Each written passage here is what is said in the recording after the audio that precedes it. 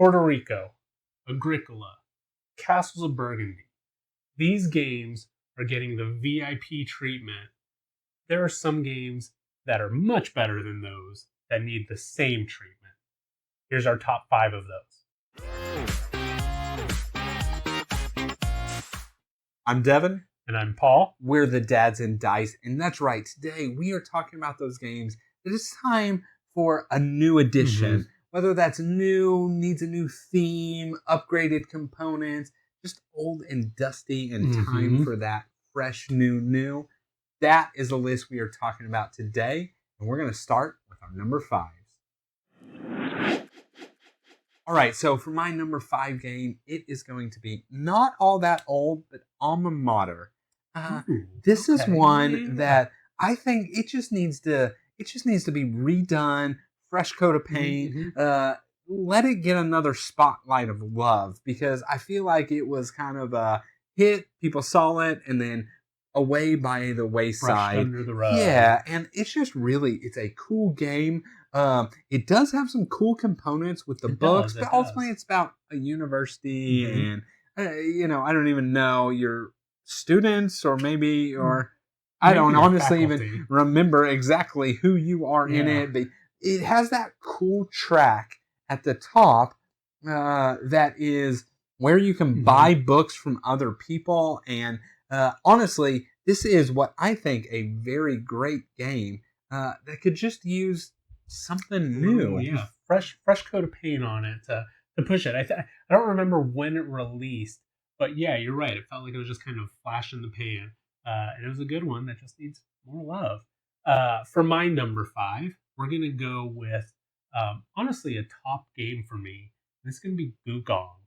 I feel like Gugong is a game that doesn't get nearly as much praise as it should. It was a game that we played originally, I believe right after the White Castle or right before the White Castle, one of those, and it gave very similar vibes in just the combo-ness of it. This game is just one that, the theme makes sense. The theme does resonate throughout it with your cards. You play a card and you have to play a higher number. It's because you're given a better gift than the one previous.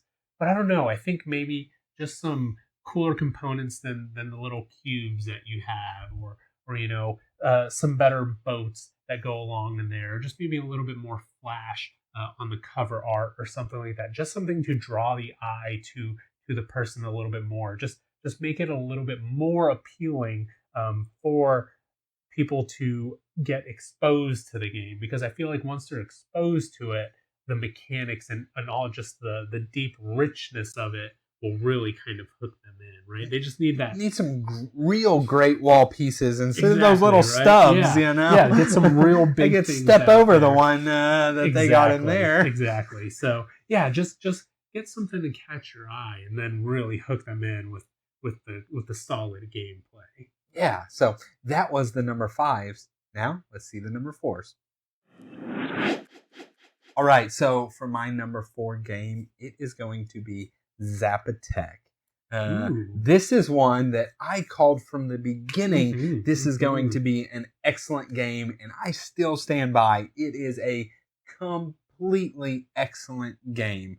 I can love a game that is so tight on turns, and I don't think there is anything tighter than the 5.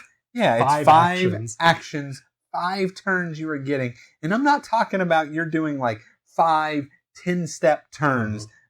It's just 5 turns play of a card, collect some resources, build what you can, and maybe go up a track or build a ziggurat or something like that. And I just think this one, it just needs to get out there and get some more love, because this is a fantastic game. Maybe too tight for some people, but I think there's a lot of Euro players that completely slept on this game that would really enjoy how much crunch there is in those 5 turns. And so, maybe we make little wooden ziggurat pieces or something like that to make it a little bit better and flashier. But man, this one needs a second edition for sure. Yeah, this one with the board, I feel like you could make the board more appealing as well, because you've got your three terrains in there. You got your Yeah. dirt, your forest, and I guess it's the desert. I'm not 100. It's the yellow section, Yeah. right? But try to make that a little bit more visually appealing. The resources, get like a solid dual layer board on there going, right? Because from what I remember, you have to put tokens down, and those are the tokens that you're getting the income on. Well, no, it's the card you play is the one you get. It's the But row that you get. you Yeah. dual layer for your little pieces Right. and whatnot. And then you can go the La Granja route, where you're tucking the cards in and maybe make it show, this is the resource that you're getting, this is that. I don't know, just boost it up a little bit. This one would definitely fall in the T games, right? Like Zap Attack, so it's not going to be. But I see it in that same vein. Yeah, there you go. Zap Attack. Zolkin. Yeah. Right? But yeah, it falls in that same kind of realm of games. And you said, maybe it's too tight for some people. I don't generally go towards tight games, but this one's done in 45 minutes. Like, there's not much you can do in 45 minutes anyway. Solid pick. Very good one. For my number 4 game, this is Watch by Rio Grande Games. Watch was a game that you and I played, I don't know, a couple of years ago at this point. And when we played it, we were just like, wow, that was good. And honestly, the best part about not the best part, but one of the coolest part about the games was it came with these metal gears. That was the only upgraded component in the game. Tiny metal gears. But it was so cool to just have those little gears, I want there to be some actual crates in there, right? I want there to be something that you can actually, when you're exploring the things, for the little timer on there, make it a 3D bullet or something, right? Just kind of give it a little bit more oomph. Give you those dual layer player boards. On this one, I think it does need it on one of the tracks. It's where you put out the stuff. We've knocked those over before and they just kind of fly everywhere. So just give me somewhere where I can put those. On top of that, you could even possibly redo the theme to it to something different. I don't know, because right now it's, I think, Soviet World War II, Soviet something. You're a spy in a watch factory. Yeah, that's right? what It's like a double meaning for the watch. Yeah, but the whole action sequence. Yeah, you could reskin this for, I feel like, 1,000 different things. Do something just to, and then the box art also, just make that completely different, right? Yeah. This was actually one of the BGG Con giveaway games, and I feel like so many people are just not never open it. They're just looking at it. And it's really unfortunate because it really is a good game that doesn't do much looking at. So I don't know. Again, I wish I wish all the components were as good as that little metal gear. I wish that mechanic was just able to shine, maybe in not Soviet Russian spy whatever. So yeah, that's my number 4. That's Watch. All right, that was our number 4s. Let's check out the number 3s. All right, so for my number 3 game, it is really just one that is pure selfish for me, and that is going to be Mage Wars. This is a game most people probably don't even know exists, right? But this is a game I just completely love. It is a head-to-head mage dueling battler where you are creating a spell book of cards and you are just slinging spells at your opponent while moving across the map. Technically, this already sort of did have a second version. They took Mage Wars and they split it into 2 games. Basically, Mage Wars came with 4 wizards, and they did 2 and 2 in 2 packs, like a year or 2 after it came out, and just split the game in half, probably making it more accessible. But this just needs a whole new, just remake it. You can keep everything the same. Give me some more cards. Give me some more, beasts to summon. Just give me some more fun, because it was totally awesome. And this was way before the boom in board game popularity. And I think there's a lot of people that would enjoy this game if it was a new game available now. We'll go on to my number 3, and this is one that we just recently played, and this is Fruity Cola. Fruity Cola was a game that we poo-pooed from the beginning. We just said, we're playing this to just get it off of the shelf. Yeah, check it off the list and sell it. Then it's going to be sold. This had one of the coolest turn order and workers that you get mechanic that I've seen in a game. So basically, you have these cards, and it's whoever has the highest number or lowest number. I don't remember off the top of my head right now. That is going to be the first player for the turn.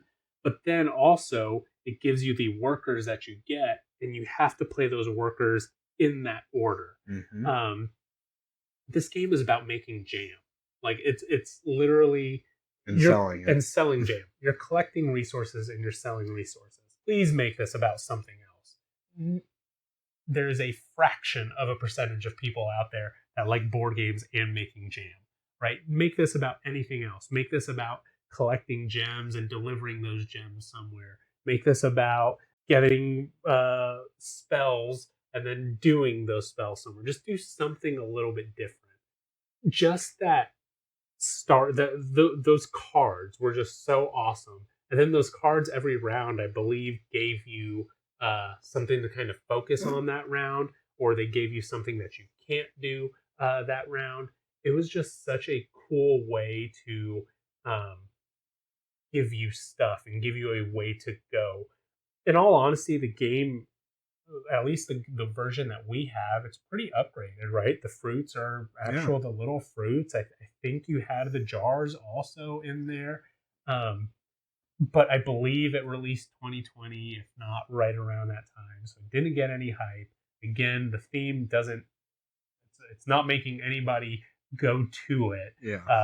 It's just one that needs a new coat of paint, and so that people, again, can see that awesome mechanic. Yep. So that was number 3's. Time for the number 2's. All right. So for my number 2 game, it is going to be Lorenzo Il Magnifico. Now, I know this is not a sleeper game at all, right? This is BGG top 100 at one point in time. Everybody knows this game, but it's time for a new, fresh coat, right? Great Western Trail can do it. So can you. Let's get back into the top 100. Let's get a new coat of paint, new theme, probably, because I don't even actually know what the theme of that game is. You're doing something with your family members, and you got your dunce guy, and you got your the cross track. I don't even know what it represents in the church, but you got your cross track there, and let's get a whole new theme there. Keep all the mechanics. I think it's a fascinating, phenomenal game that I'm ready for a second edition on. For my number 2 game here, we're gonna go with Abomination. Abomination is a game that I've been praising since we played it last year. This is just one that, as much as I love the theme in this one, I think it does turn quite a few people off, right? But with that being said, I think without that theme, it's not the gameplay anymore, right? Like the theme is really what makes it. So then I got to thinking, I was like, well, what else are we going to do, right?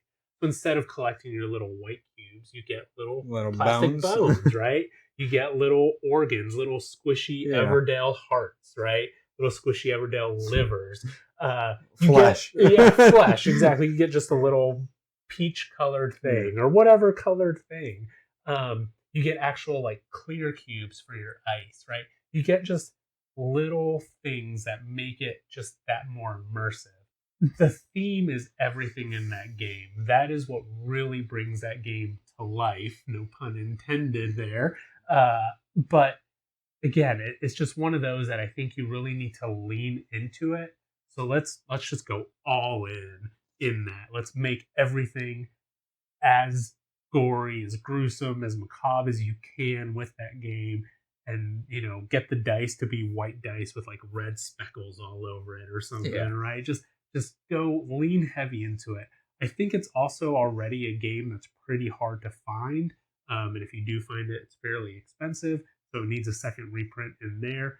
And then they can even add in I believe it's the Igor variant. I don't remember exactly what it's called. Yeah, it's one that they could do a whole kind of tweak and refresh of Yeah, the rules in there. exactly. Make it a bit more accessible that way because it can go pretty long. Yeah. So there's a lot they could do in a reprint. I think that's a solid number Yeah, two. it's just one that, more people need to experience that game. So that's our numbers twos. Let's go ahead and move on to number ones.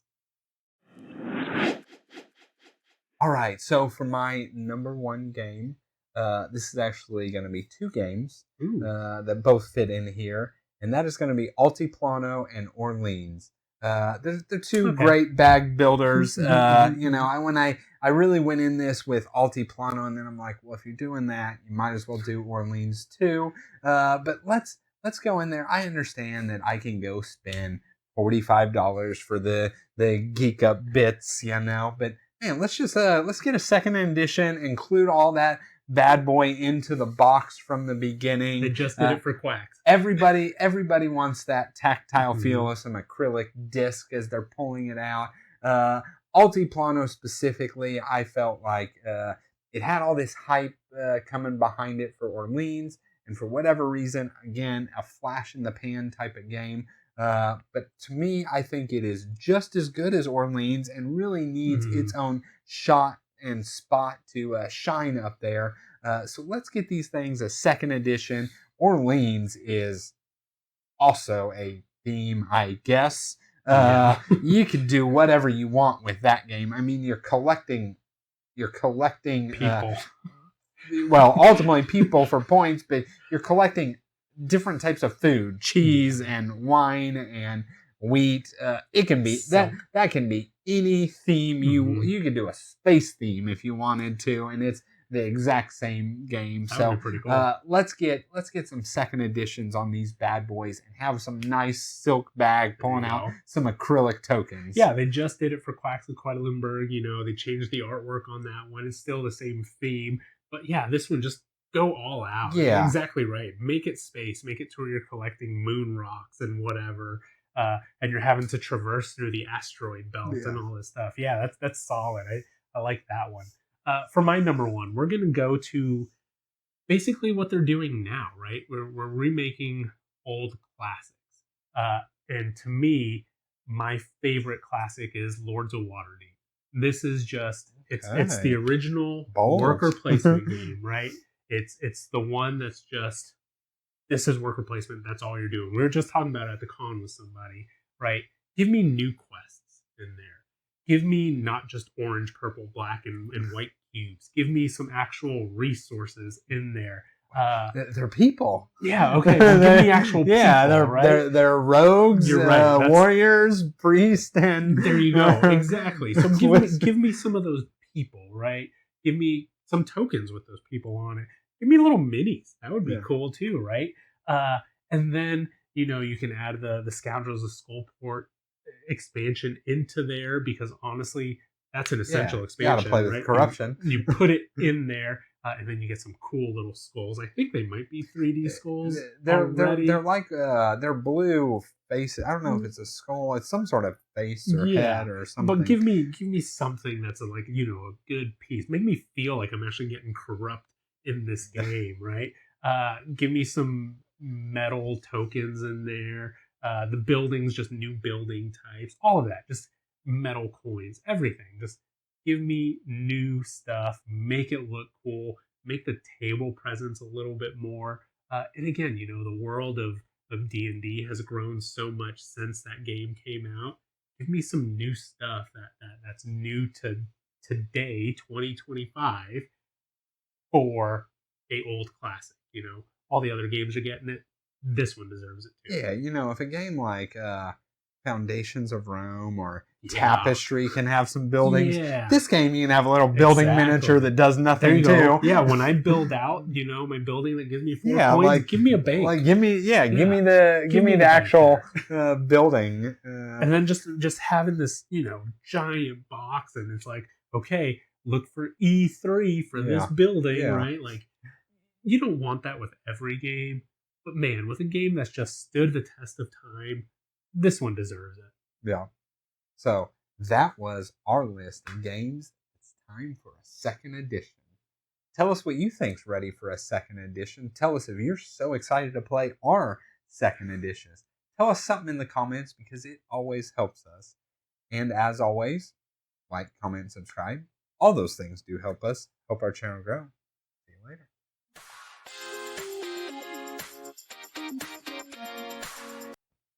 Right?